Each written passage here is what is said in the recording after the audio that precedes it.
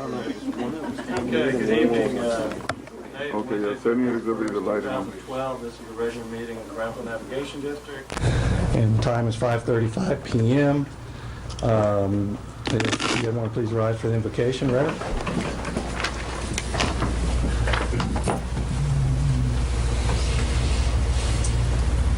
Dear Father in heaven, we begin this meeting tonight with prayer, recognizing your presence and your provision amongst us. We thank you for this port, for all that it brings to us. We thank you, Lord, that you are increasing its profile and it is becoming increasingly a crossroads for commerce.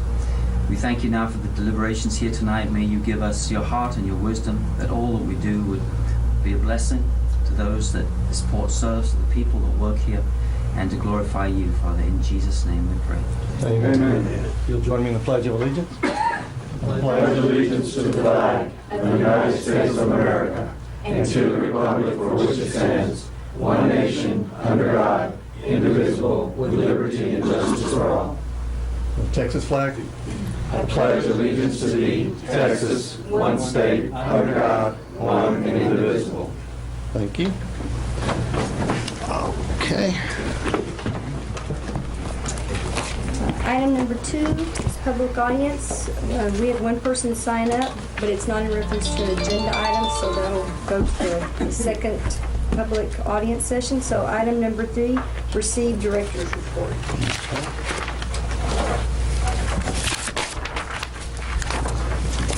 All these reports were in the commissioner's binders, and if anybody's had any questions of any of the directors, can ask them. I did have a couple for you, Eddie. Okay.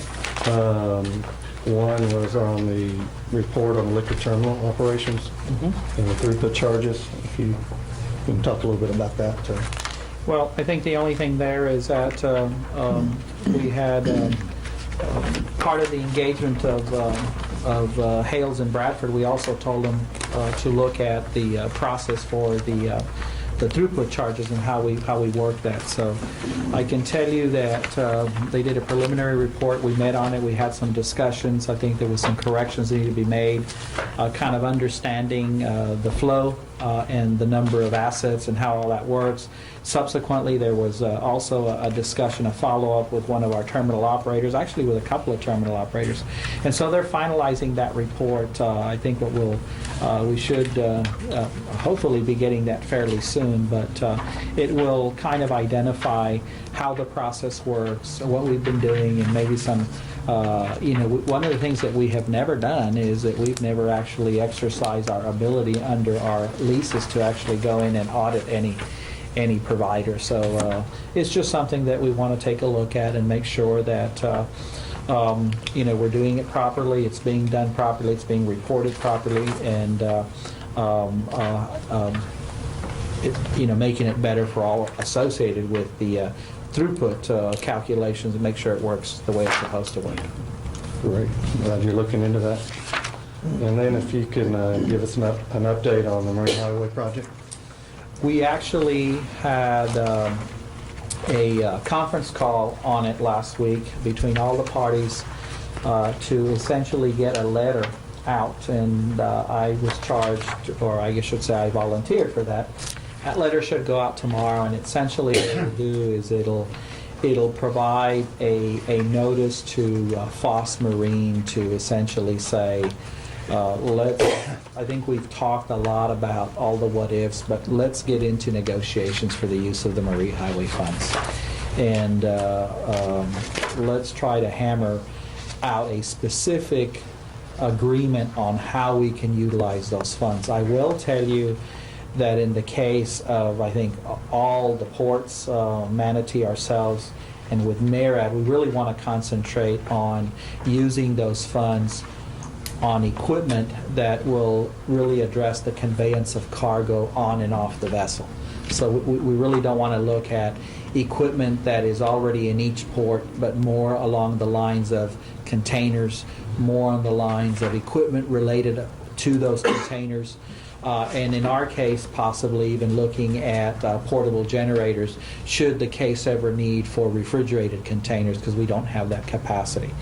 So hopefully that I did place a call in to them today, waiting to hear from them, just to kind of advise to be on the lookout for this letter, and let's start getting down to negotiations as opposed to talking about the possibilities and the what ifs, and let's just try to hammer something out.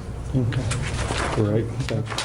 That's really good, because I know we've been working on getting the refrigerated cargo from Guatemala to come this way, and if we do that on a regular basis, then that would tie in. A little bit of difference. I mean, we might be able to utilize the equipment for that purpose, but this is two separate cargoes from two separate Yes. directions. But yeah, I mean, ability to have the capability to handle all kinds of all kinds of containerized cargo is going to be a plus for us. Great. Thank you. And I have a question for Ed Mike. Yes, sir. Can you give us an update on the coal? I noticed in the report that you're waiting for a price on the unit trains. And have you heard anything since then? Chairman and Commissioners, yes, today, a little while ago, I talked to Mr. Loring, and there's someone else with BNSF that's going to be doing the pricing. So he called me to see if, the Ford and the Stevedoring Company start putting pressure on BNSF to try to get a number by the end of this week.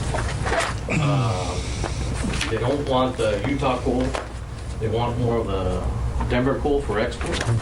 So BNSF said your point would work. So we're hoping by the end of this week we'll get a firm number from BNSF. Okay. If you get the firm number, what happens at that point? If that number coincides with the whole project, moving it from point A to point B, installing all the equipment at the port, and then the freight to Asia, we could start as soon as the next 2 to 3 months. That's great. That's good. Hopefully it all comes together, because I know you've been working on it. Yes, sir. Do you have anything? No, I think Okay. Okay. And Manny, on the website, where are we on redeveloping the website? Oh, where? I was interested in that. Thank you. In regards to the website, I've been talking to a couple of different developers, or a few different developers, and right now I'm getting estimates of what it's going to cost to do what we want to do, but basically what it's going to consist of is just a complete facelift and really increasing the functionality of the website, making it a bit more user-friendly, and really just compacting the information and put it in a place where it's easy to find. Okay. And you haven't getting with some of those vendors? Are you getting a response back? Yeah, we've received 2 quotes up until now. I'm expecting another 2 or 3. Okay. And, again, what we really try to do is keep it a local deal, but I want to make sure that we're able to get a little bit of everything. And at that point in time, I'll sit down with Eddie and go over the different proposals. Right. Any further questions? On the regarding the development of the videos, can you elaborate a little bit on that, Manny? As far as So working with Deputy Port Director and Human Resource Manager to develop the following videos. Welcome to the Port. Oh, that's program. right. Basically, what those are security videos that we're currently developing. The Welcome to the Port is going to be a general port video that's going to talk about what the Port of Brownsville is, our security procedures, for example, for contractors that come to the Port of Brownsville to do work, so that they're familiar with what the port really is in terms of security. Then we're going to have a specific TWIC video that's going to talk about the TWIC program, what they need to do to get a TWIC card, what areas they can access, what areas they can access, and why we have that program. Would you incorporate some of this video to where when we have visitors come that are potential investors or groups that are visiting the port for whatever reason, that we would be able to show them a little video before we go out on the port, so that it gives them an overall view of it, and then they know what they're looking at when they're seeing the port? These videos are tied specific to our security funding, so that's why they're security centric. They're training videos.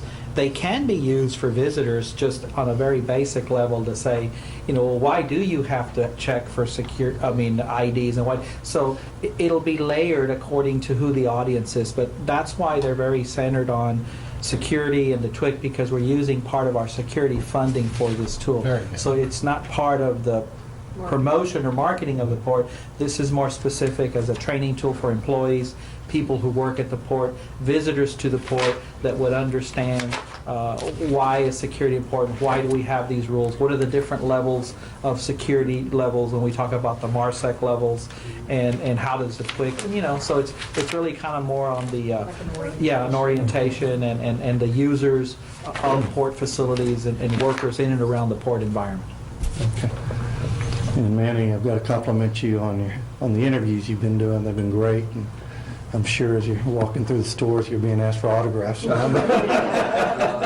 But they've been you've done a great job. He asked for security because somebody mistook him for Justin Bieber the other day. Thank you. Sure thing. Thank you, Manny. And I've got one more question. Since Vicki is obviously now giving us a report, she ran away. I just wanted to ask you, you're making travel arrangements for some of the commissioners to go to D.C. and the port director, but who is Dubonnet, Miss? That's Mr. Commissioner Arnaldo. Okay. Yes, I'm gonna take him a friend with me. Okay. I apologize. Okay. Well, that's for assistance, so. No, that's fine. I thought she was involved with Grants. grants and so forth. Okay. She grants permission, I guess. Yeah. Go to that. Okay. Any other questions, Commissioner? Yeah, I have a question of our port engineer, Ariel Chavez. Yes, sir. I just wanted to know what the status was of removing at the Seafarer Center, removing the electric pole that's there, because we put everything underground and it's still the above ground. I just wondered what the timeline was for removing Well, that. at this point, one of the problems that we had with that project was that the contractor that we engaged to replace the panel at the lift station had some issues with the IRS. So that slowed down his whole operation, and we've been having trouble with that. We have recontracted the panel because he already ran the conduits and he already put the H-frames and everything. So we have recontracted the panels themselves with a different contractor, and the total cost is going to be about the same. So we're working with that right now to get that finalized, and we can't remove that pole because that pole is the one that serves the lift. Yeah, I understand. So It's- that's it what hasn't we're been working on right active. The job isn't completed yet, so you Not can't. until, and that's, see, once we do that, then we're gonna do the slab on the lift station and the fence around the lift station, and we can't do that because we need to remove the other edge from the old one. Has any consideration been given to, I know when we unload coal off of and coke, off of ships on Route 3, if we could put a wood fence, continue the wood fence along where the chain link fence is, because you're going to put one around the lift station. Right. That little section there would block that off, and it would block the coke dust from getting on the grass and killing the grass.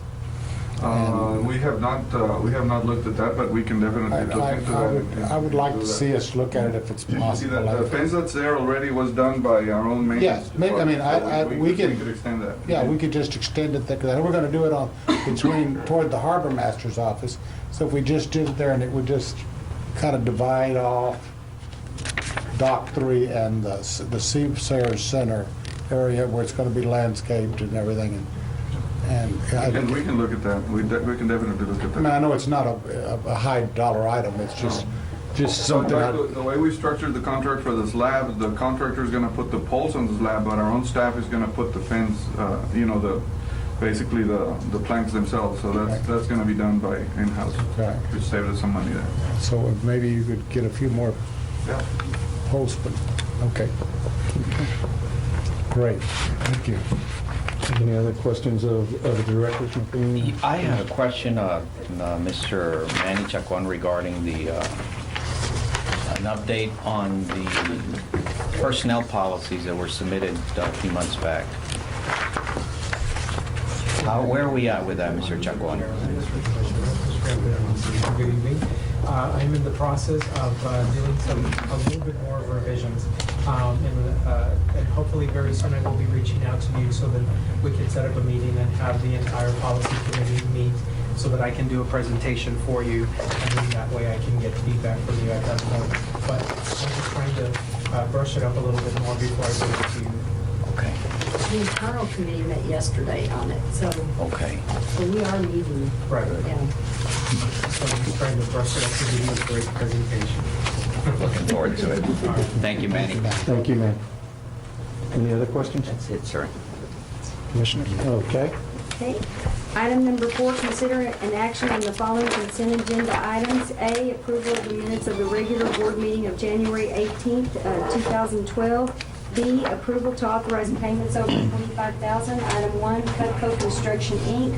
Second invoice for the Seaman Center paving project in the amount of $20,234.25. Item 2, Global Electric.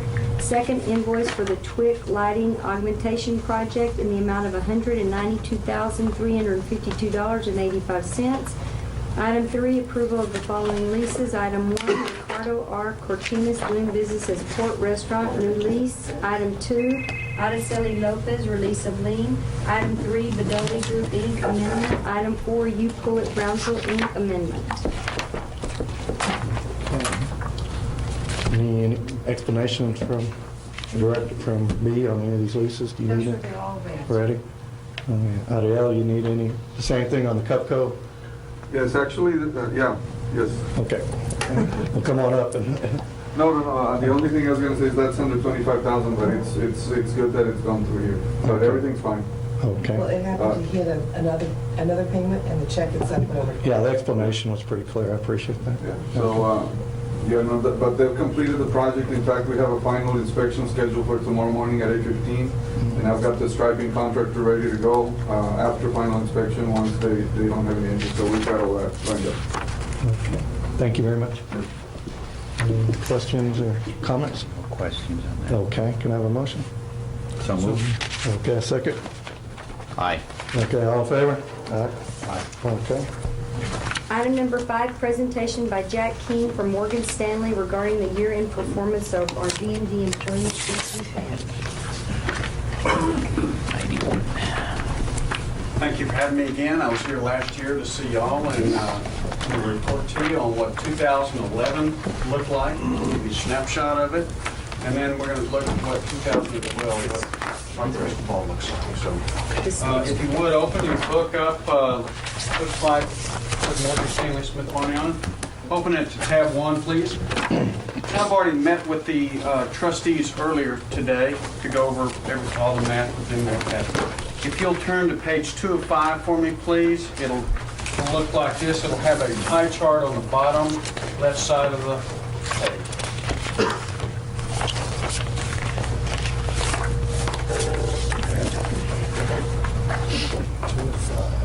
Everybody with me? Yes. Got it. Let's just do the math real quick.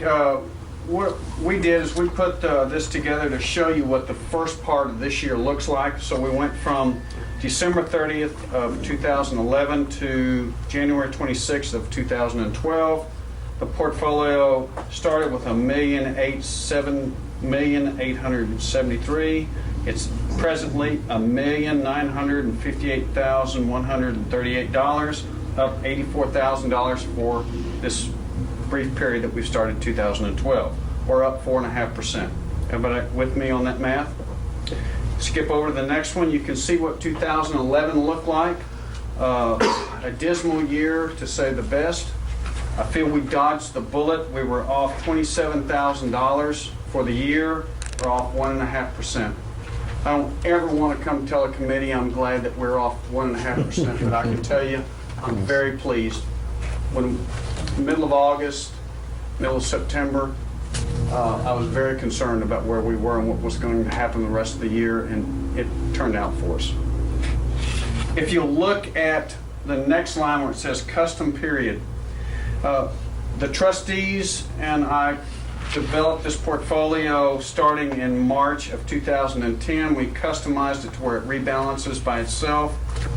In that time frame, we're up $205,000, or up 6.3%. Does everybody see me on that math? All right, if you would, drop down to the bottom left. This is the asset allocation. This is what we live and die by, right here. Okay. If you would, let's look at the first line. It's cash. We have $30,849 or 1.6% cash. Cash is paying nothing right now, so we want to keep as minimal amount as possible. The next line is fixed income, $437,225 or 22.3%. The equities are 1.4 or 76%. Everybody with me on the math? Giving 100% of the portfolio, or $1,958,000 in the portfolio. If you look at the bottom right side, where it says $31,760, that's how much income we project we'll bring in on the portfolio in 2012. What that is approximately 1.7% in yield. That's through dividends, interest in the portfolio. If there are no questions on the math, what I'd like to do is turn to tab 2 and just show you what we felt 2011 looked like and then what 2012 is going to look like. I'm not going to go over each one of these items, so just bear with me.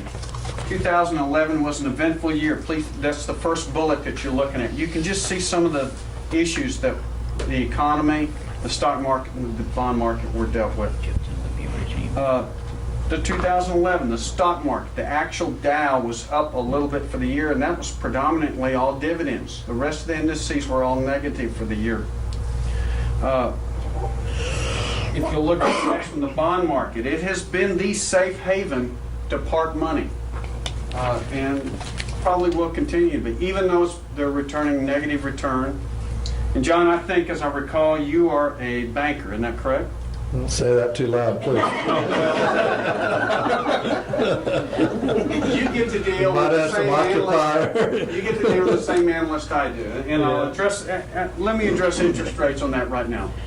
I shared with the trustees that I feel, going forward, that the stock market, if it does as we think it's going to do in the next 5 years, will probably be up annually 5 or 6% a year.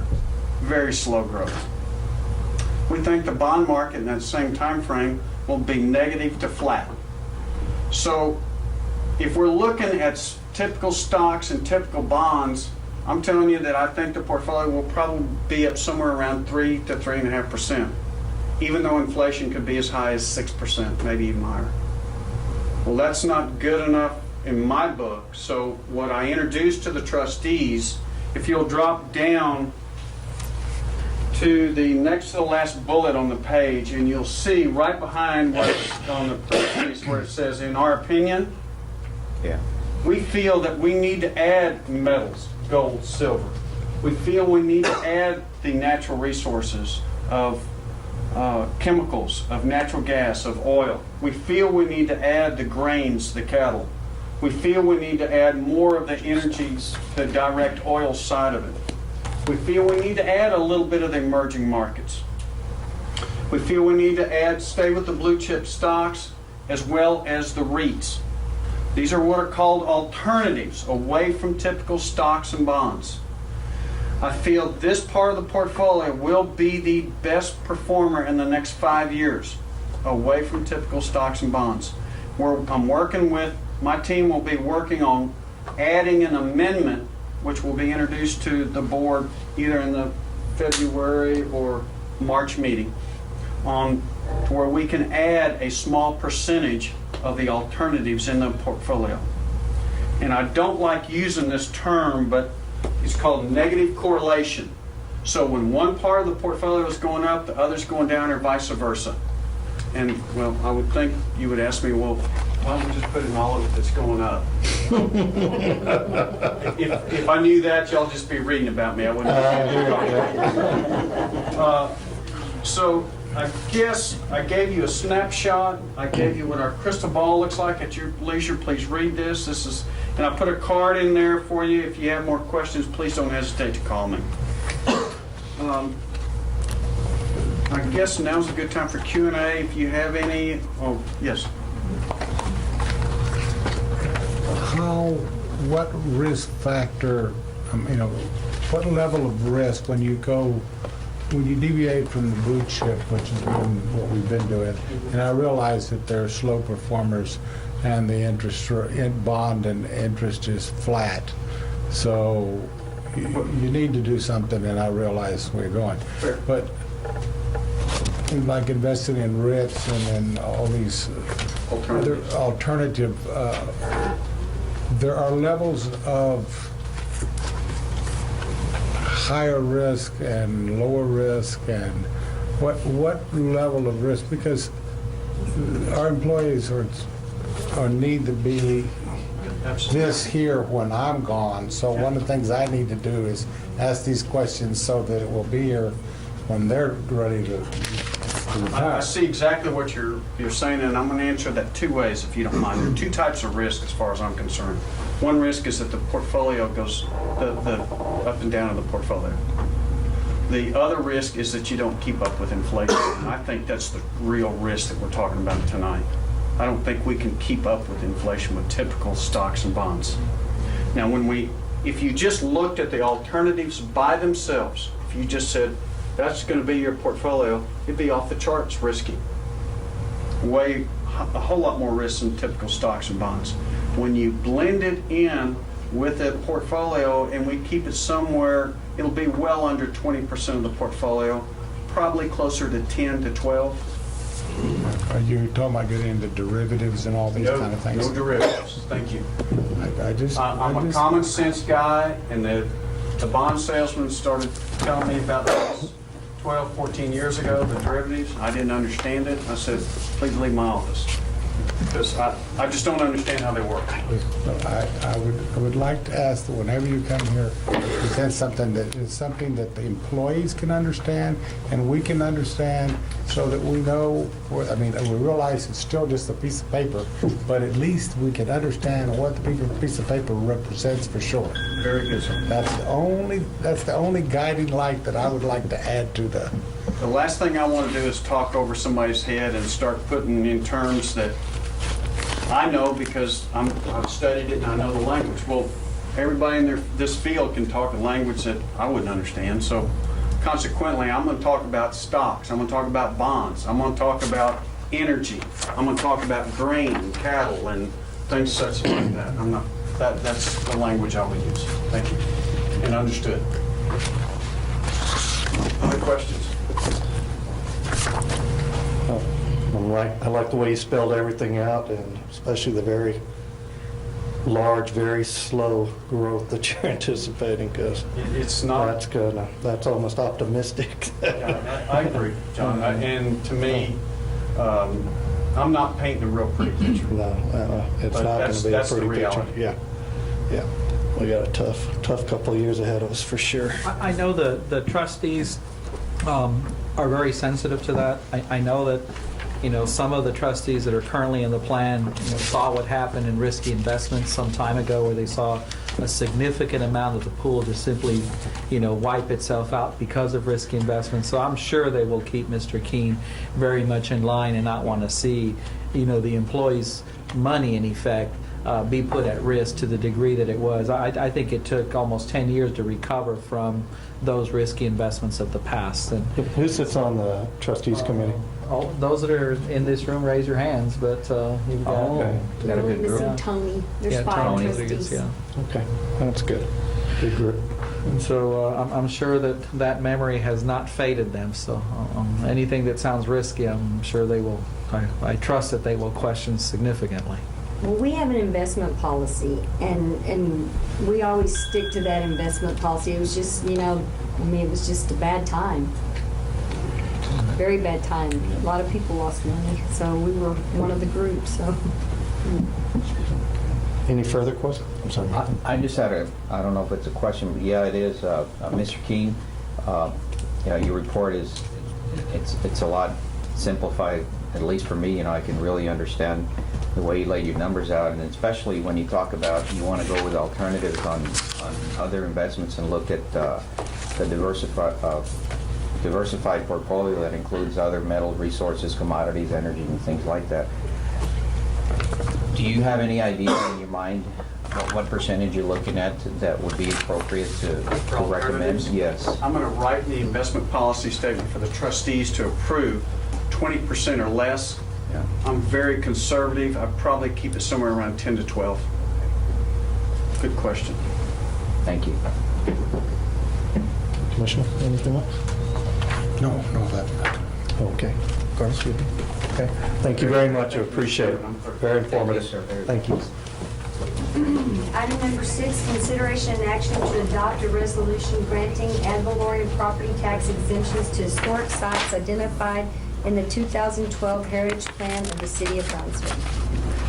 Chairman, Commissioners, the Brownsville Planning and Community Development Department annually prepares a listing of houses and buildings that they would like for consideration for tax relief. Joe Galito, the Heritage Officer, delivers that to me and I bring it to you. We did have some discussion in here about what the tax implications are on the district, and this plan is ready for your consideration. We have to do this every year? We do this every year. Good. And so this is basically the same thing we've done last year. Yes, and the numbers are almost identical. And you're talking about the tax consequence of approximately $2,600. Yeah. So Mr. Chairman, if it's okay with you, I'd like to entertain to make a motion that we go ahead and approve it as presented. Okay. And moved and seconded, all in favor? Aye. Okay. Thank you. Item number 7, consideration and action on rescheduling the regular board meeting of February 15, 2012 of the Brownsville Navigation District Board of Commissioners. Mr. Chairman, members of the commission, originally I put this on the agenda because there was going to be 2 commissioners out on the 15th and myself attending the Texas Transportation Forum. However, I think at this point it's only going to be Vice Chairman Cowan and myself attending that, so you will have a full complement of commissioners. So if you wish to reschedule it in our absence, that's entirely up to you. If not, I'm sure that the meeting will be in good hands. So. What do we know? Well, do you know what we need this far in advance? Do you know what's going to be, anything that's going to be on the agenda that should have everybody here, or is it Well, going to be pretty much no, the normal? I can't tell you. I think that I don't anticipate, I don't know if we have anything really significant coming up in the next 2 weeks. We can try to, if there is something that requires everybody's participation, we can hold off for the first meeting in March unless there's some driver time sensitivity. But I think at this point we're kind of looking more like agenda light for the next meeting. Well, then why don't we keep it as scheduled, and if something comes up, we can always move it. Yeah. Okay. If that's okay with you, Commissioner? Just, okay. So moved. Okay. Is it an action item? No. Okay. Item number 8, consider an action on amending the retirement plan for the BND employees to include Heroes Earning Assistance and Relief Tax Act of 2008. Commissioners, if you can look in your package, I've put in a letter from our consulting actuary, Roger Wisdom, and this is not a simple thing to explain, so bear with me. If you read through the letter, back in 2008 they passed this act, but back in 1994 Congress passed what was called the USERA Act, which basically set out requirements that provided for returning vets that come back. If you have a veteran on your staff or somebody that's in the military and they leave for active service, the USERA Act set out certain benefits for them when they come back. Well, there was basically no benefits if a person came back that were disabled or deceased. So what the HEROES Act is doing is basically setting up pretty much the same plan for people that come back that cannot return to work. Disabled or Right, disabled or deceased, and the deceased would actually provide for their family. And basically what it is the Standard Act provides that if they leave service from us, that we consider them as still being here employed, and we make monthly deposits to their benefit plan just like we would anybody that was working here. And if they came back, then I mean, if they came back and they were disabled, then their employment would stop then and they would be able to start earning their benefits at that time. And if they were deceased, that they would still be able to earn those benefits. Now, this is required by law, so we have to do that one. In the letter, there's two different options. The option B would actually go a little bit further and provide different set of benefits. And then item C, the provision C, really doesn't apply to us at all, so that option doesn't apply. But I met with the plan trustees last week, and we went over everything. And what we're recommending at this time is to just go with the required provision. Our actuaries told us that in any event, if we ever had somebody in our employ that fell under this, that we could always add that extra benefit. Let me ask a question. Let's say an employee of ours goes off, comes back disabled, can't perform, let's say work maintenance and can't perform because he lost a limb, God forbid. I know we would try to find a place for him in the organization, at least I would hope we would, but if they're not capable, what is this help with it? This HEROES Act is just for those people who really cannot return to work. Okay. They just cannot return to work. If you have an employee who's called active duty, as I understand it, then you would continue to put benefits into their conduct as if they were here. And then when they return and they cannot work, then they would be eligible to take advantage of those benefits from the day they left, plus all the contributions to the point. So it essentially obligates the employer to continue with those benefits, as opposed to, well, you're not working, we stop. That money, the point you left is still there, but that fund will keep growing. And so when they do return and they are disabled where they cannot perform or work, then they have they have a benefit that can help them in terms of drawing a benefit that will help them through the transition of coming back and returning from active duty. Now, this was, I'm assuming, passed by Congress in 08 or 07. Since we haven't adopted this in 5 years, or is there any sort of... No, government entities didn't have to do it. We're required to do it, and we would actually have to do it anyway. But government entities had until this year, December of 2012, to adopt it. But although, it passed in 2008, if we would have had somebody, I'm sure that we would have had to do it anyway. I think it's a great... No, it's a very good idea. It is. The cost will be $1,000 to prepare the documentation. Right, it will not submitted. exceed $1,000. And Rudd and Wisdom will prepare the amendment to our policy. Okay, you're recommending A? The trustees. Right now, the trustees are recommending They're recommending that we just go with the required.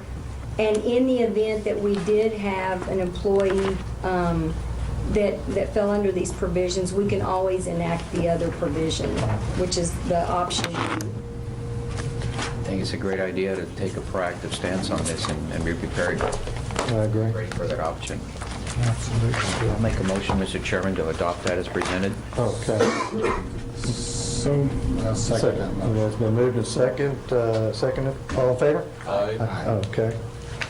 Item number As a veteran, and on behalf of many other veterans, I thank my fellow commissioners for doing that. Awesome.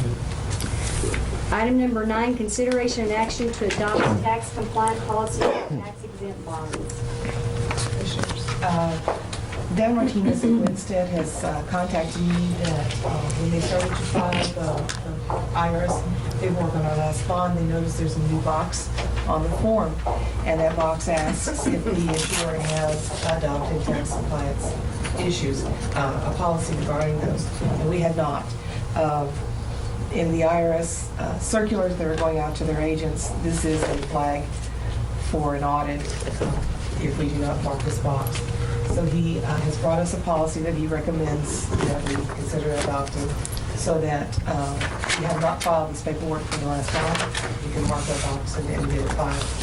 Essentially what this policy will do is it sets out procedures for us to follow after a bond has been issued, so that we... That's it. This gives us that box. That gives us the box.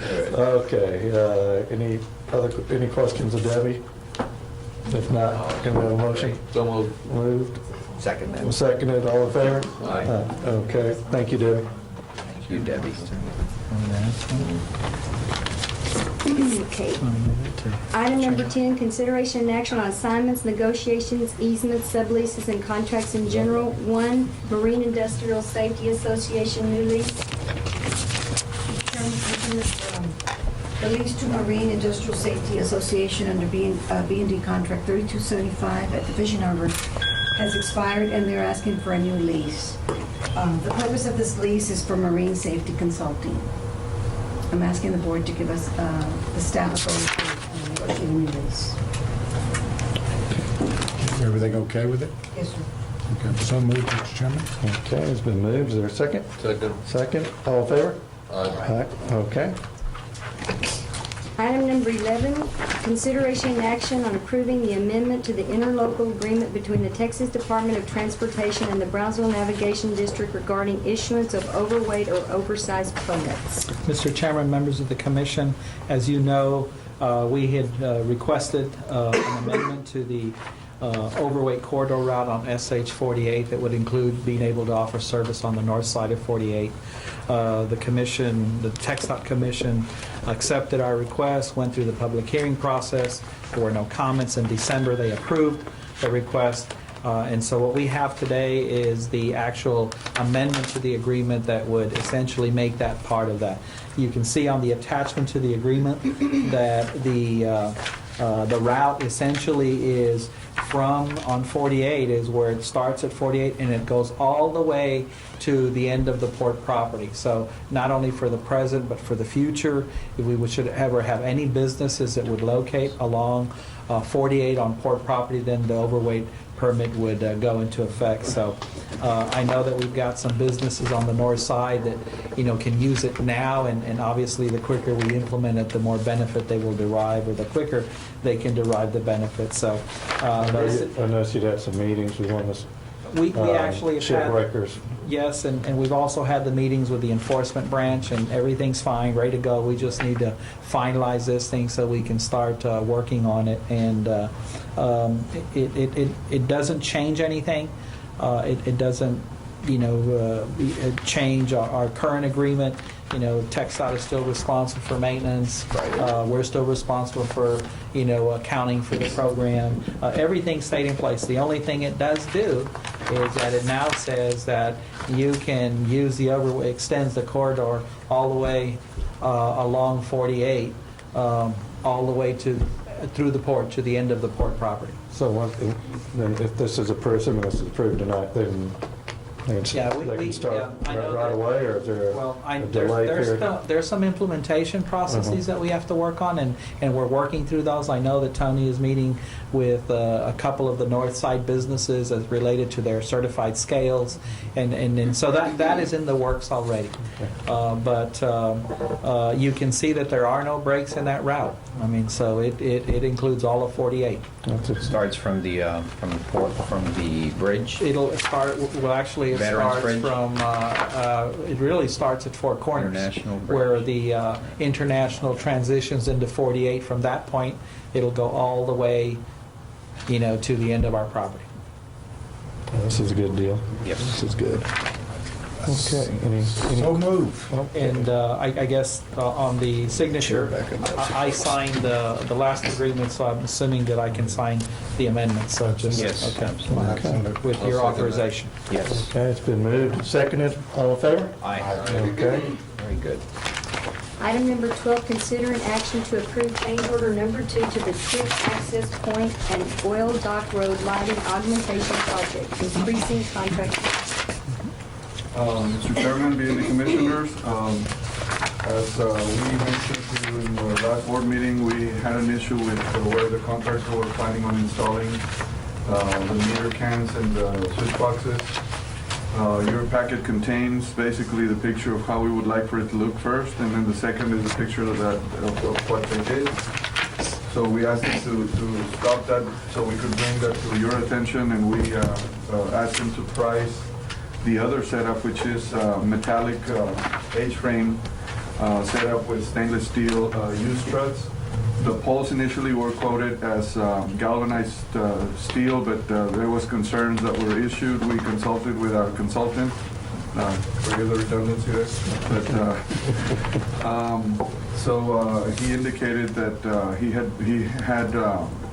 well, basically he recommended that we go ahead and use what he called rigid aluminum poles, and we asked the contractor to price those, and he indicated to us that he would be using the rigid aluminum poles for the same price. The indications from our consultant are that the rigid aluminum are poles that are designed for harsher environments such as ours. So that's what we're asking for you to approve tonight, a change order to change the wooden poles to the rigid aluminum pole setup for the meters. What is and it? there's 5 units of these that are going to be installed in different locations. What is the total cost involved in the change order? The change order, as the change order indicates, it's $9,636 and 0 For all cents. five. That's for all 5 units. Two things, it's, it's not only is it cosmetic, but it's also, it'll last better. I mean, that wooden panel's gonna blow away with the first hard wind, and so. Yeah, we're very, it's money well spent. I'd like to make a motion that we go ahead and do that. Okay. The motion is, there second to that motion? Okay, moved and seconded. All in favor? Aye. Thank you, Abigail. Thank you. And if it's okay with my fellow commissioners, if we could move up the public comment period ahead of the executive session so that we can have former congressman's former chief of staff speak to us. Denise Blanchard. Thank you, Mr. Chairman. When I started for Congressman Tease 20 years ago,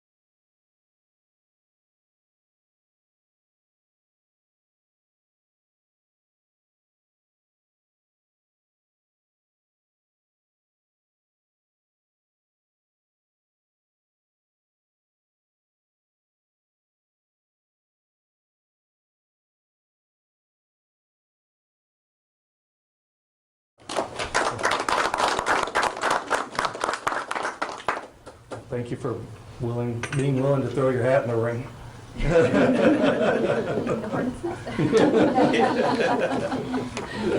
Okay, anything else?